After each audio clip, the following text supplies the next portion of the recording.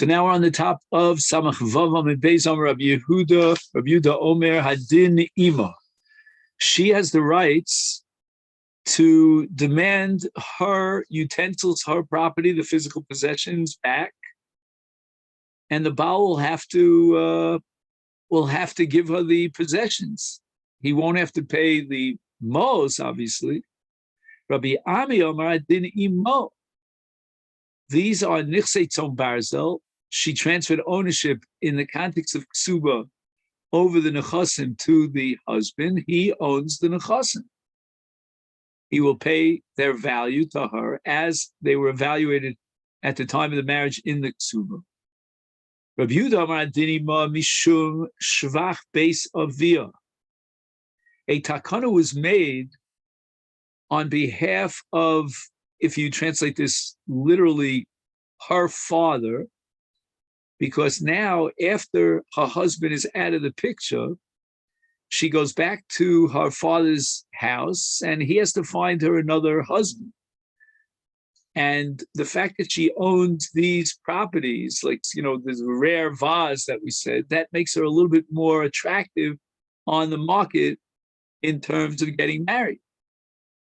So it sounds like Rabbi Yehuda is saying that technically the Baal owns the Nechasim, but the Rabbanan said stop, Hefker Bezdin Hefker, and they established this takana that she will retain ownership over the Nechasim. Dida Havi, and therefore, as a result of this takana, she retains ownership on the kelim, on the objects. Rabbi Ami Omer Adini Mo, he doesn't recognize this takana of Shvach Avia.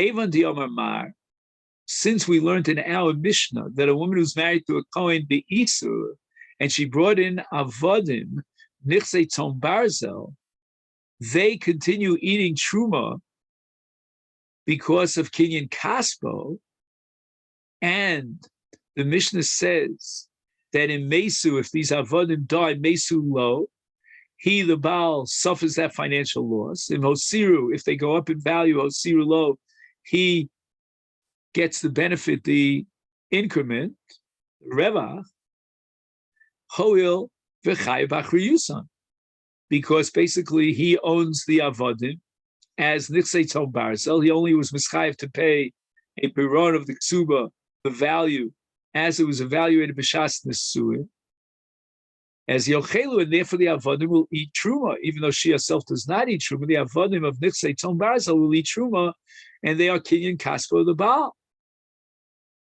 And therefore you see clearly that the Baal owns the nichsei tzom barzel. And the Gemara now rejects the proof from our Mishnah of Rabbi Ami. Notice Rabbi Ami had deduced the proof from our Mishnah, and Rav Safra now is going to reject that proof. Amar Rav Safra mitani, you would have an ample proof from our Mishnah if the Mishnah had used the language v'hein shalom, that the avodim eat truma because the Baal, the Kohen, owns the avodim. But rather, what does it say in the Mishnah? If we're meticulous about the language of the Mishnah, it says hoil v'chayev b'achriyusan. That's what it says in the Mishnah. Uli olam lavdi dehu ninhu. He, the Baal, the Kohen, does not own these avodim, but rather he's chayev b'achriyusan. It's almost like there's a kinyan of the Kohen, and therefore that facilitates and gives license to the avodim to eat truma, but they're not technically his. They belong to the Isha. These are her avodim, and she has rights to these avodim, or in Kalim, she has rights to these Kalim. So don't prove anything from our Mishnah. The Gemara really rejects Rabbi Ami's proof from our Mishnah because the Mishnah doesn't use the language v'hein shalom. So the Gemara now tries to make sense out of Rabbi Ami's raya. The Gemara says, "V'chol heicha dechai b'achriyusan achli b'truma."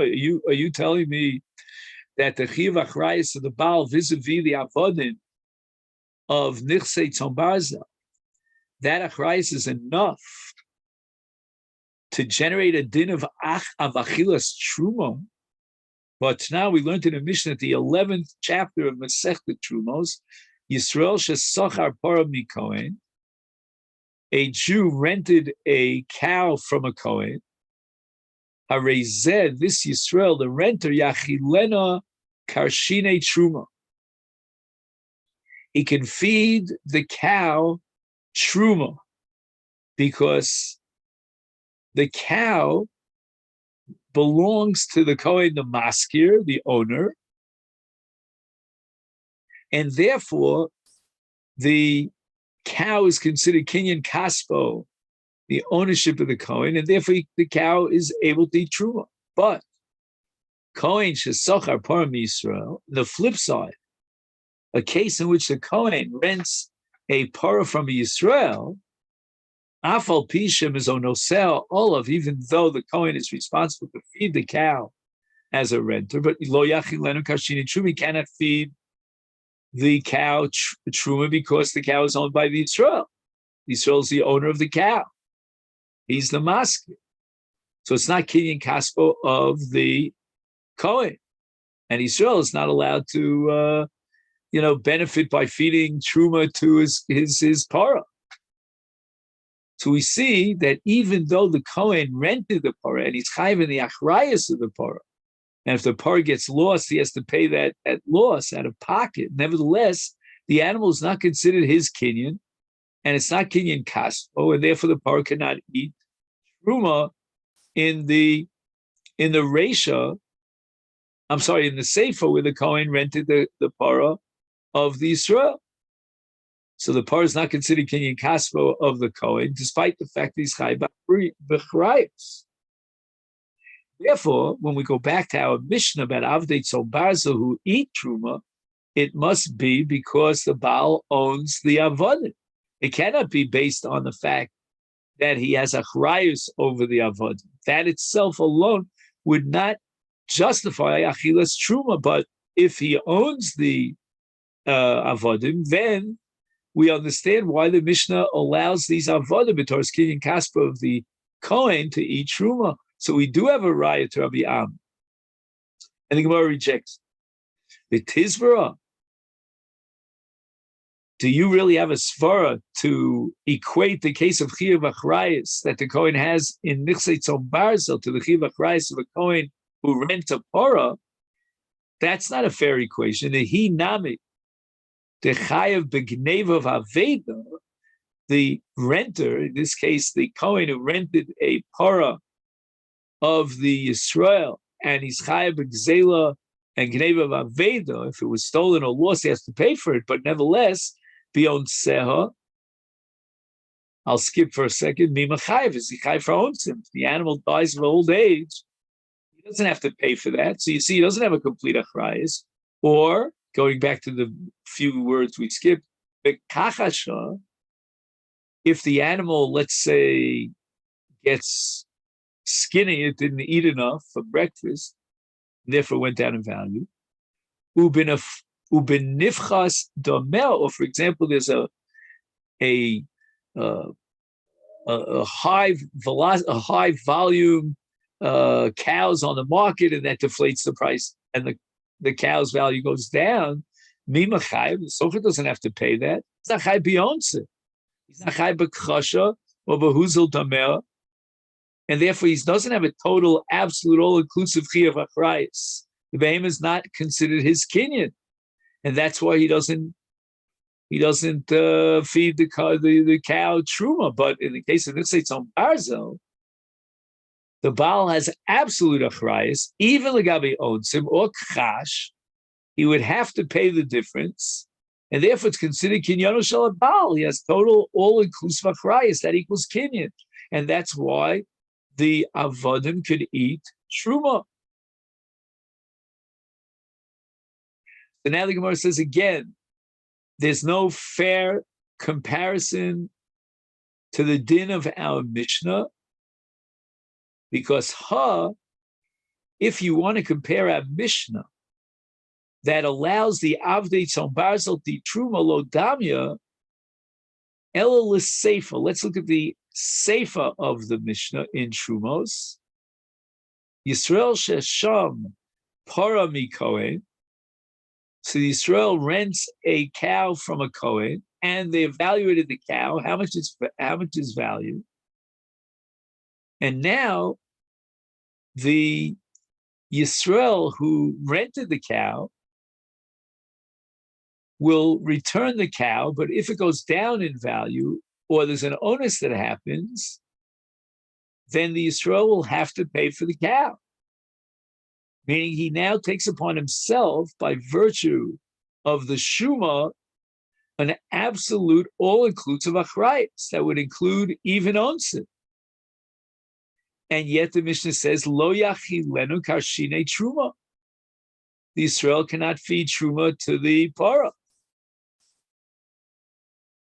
And the Israel accepted upon himself total achrayus, even if it goes down in value, even if an onus happened, he's going to pay the shavius hapara.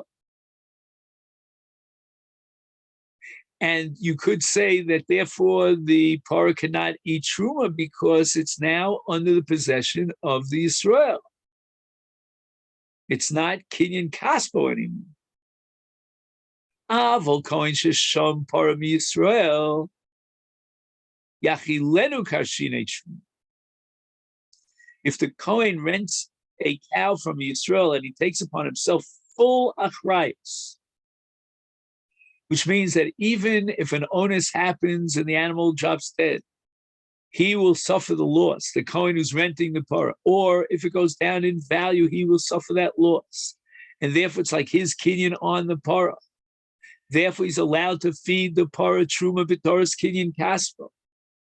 And even if the animal does not go down in price, and she goes back to the owner kemochehi as is, nevertheless, as long as it's in his rishus, it hasn't been returned yet, it's like his kinyan.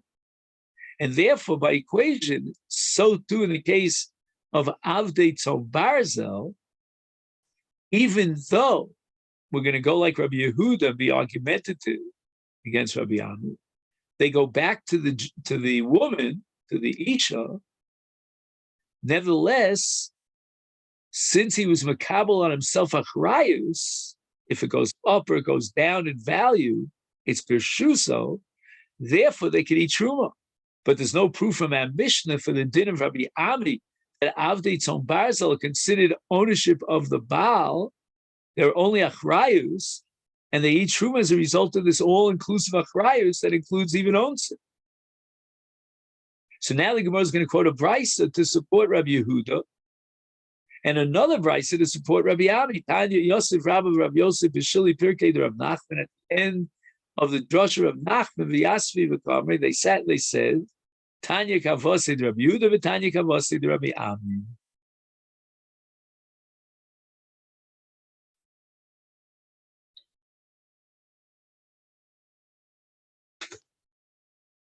Now the Torah says that if the Adon who owns an Eved gives a makkah to the Eved and he takes out the Eved's eye, then lachavshi shalcheru tachas eino, or if he takes out his tooth, again the Torah says in Parshas Mishpat lachavshi shalcheru tachas shino. And this halacha that the Eved goes to Cherus is only if the Rav himself, the owner, the master, took out the eye or the tooth. If another person does so, the Eved doesn't go to Cherus. Tanya Kavosi de Rabbi Ami. We have a brisa to support Rabbi Ami. Avdei Tzom Barzel, a woman gets married and she brings in Avodim to Tzom Barzel to the marriage. Hare Gam Avodim Elu Nemar Adin. Sheyotzin lecherus b'shein v'ayin.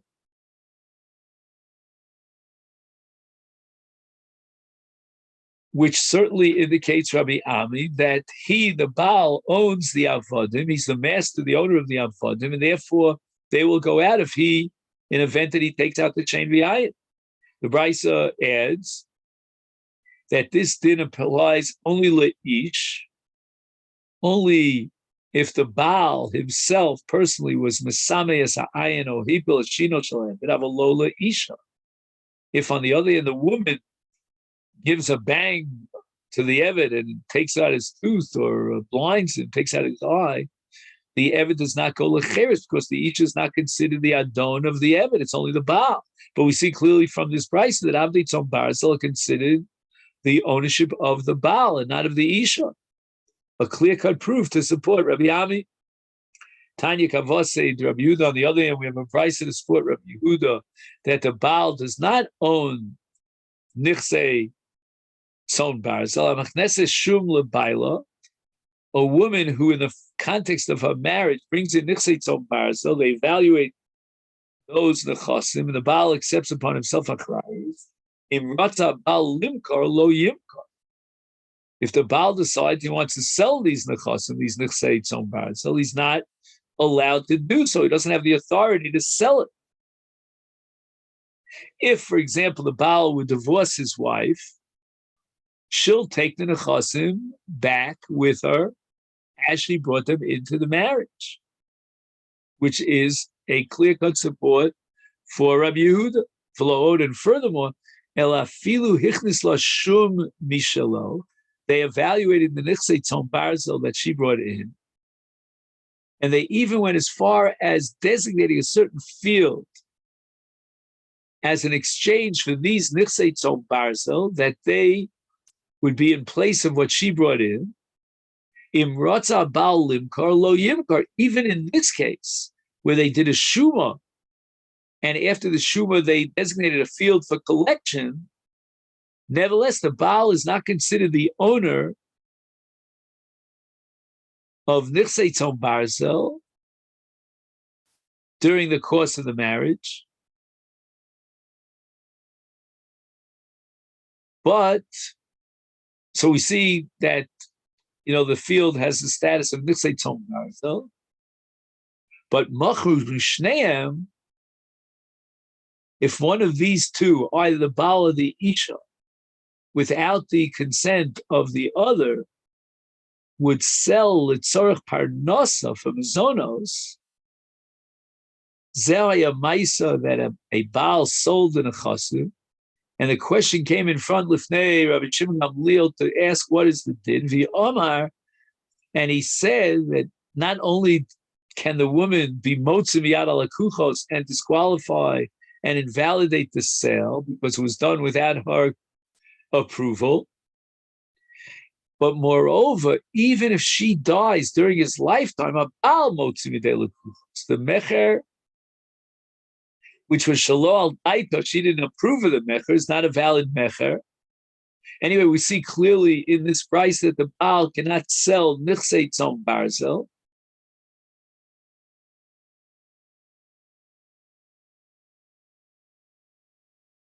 And this supports Rabbi Yehuda that Nichsei Tzom Barzel are not knuyim to the Baal. The woman still retains ownership over Nichsei Tzom Barzel. She could demand the Nechasim back at the end of the marriage. Omar Rav Nachman, how do we paskin? Halacha Rabbi Yehuda, the din is imah. And when the Baal dies or divorces her, she can be gover the Nechasim, meaning the actual physical Nechasim that she brought into the marriage as Nichsei Tzom Barzel, she has rights to get them back, to demand them back. Amalei Rav Nachman, what are you going to do with Tanya Kavosei Rabbi Ami? We had a brisa that supported Rabbi Ami. How do you paskin like Rabbi Yehuda against the brisa? And Rav Nachman responds, Afal gav de Sanya Kavosei Rabbi Ami, Mistabra Taima de Rabbi Yehuda Michum Shvach Beis Aviyah. Even though we have a brisa that supports Rabbi Ami, we're still going to paskin against Rabbi Ami like Rabbi Yehuda because of the compelling logic of Rabbi Yehuda, which is Shvach Beis Aviyah. Now the Gemara brings a story about Nichsei Tzom Barzel. Din Imo, Hahi Issa di Aili Le Legavra. She brought to her husband the marriage. It's Tila de Melosa. Talis Shel Tzemer Noki. Biksubasa. As Nichsei Tzom Barzel, the Baal's Chai Bach Rice, Vishachiv, and her husband died. Shaklua Yasmin. The orphans grabbed a hold of this special talus, upersua amisna, and they used it to cover the dead as tachrichim on the dead father. And now the woman wants to take this talus, which she brought in from her father's house, and get it back. Amar Rava, Kanye Misna. The mess was kona the talus, because when the Yorshei mess spread out the talus over the mess of their father, the talus becomes tachrichim lemes. You're not allowed to benefit from it, and she cannot take it back, even though it was once her talus. Amalei Nanai, Breder of Yosef, Breder Ravel of Kahana.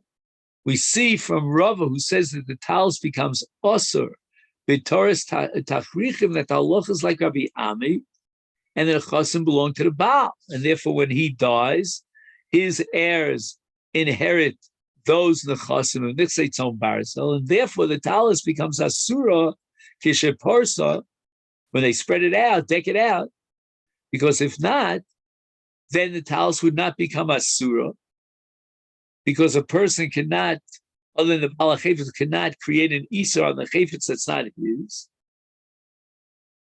And therefore, it's difficult. Is this really the halacha of Omar Rava Rab Nachman, halacha Rabbi Yehuda, that the din is imah, and the Nitzei Tzom Barza belong to her?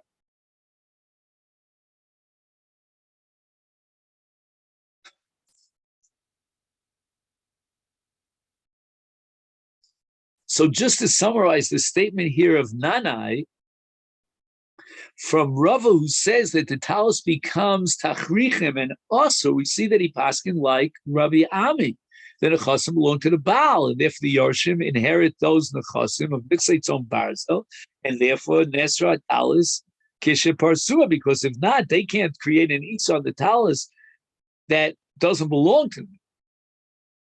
So how do we reconcile that with the fact that Rava paskins like Rabbi Yehuda? Amalei Rav Kana says to Nanai, Milo Moda Rabbi Yehuda Dimechuser Gavaina. Doesn't Rabbi Yehuda concede to Rabbi Ami that Nichsei Tzom Barzel are what we call Mechuser Gvia Min Abal? In other words, as long as she hasn't taken away these nechasim of Tzom Barza, they belong to the Baal.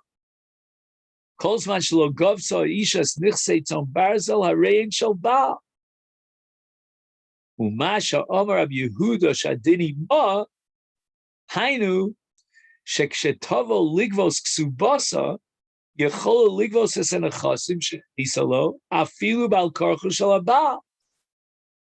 But kodim shegovsa heim shalabal. The cave on the mechusar gavaino, since this talus has not yet been collected, therefore Bershu say, in the meantime, they remain in the possession of the deceased and the Yarshim, and they can create an Yitzhar Hana. So even though the woman has shibudim on the chasim,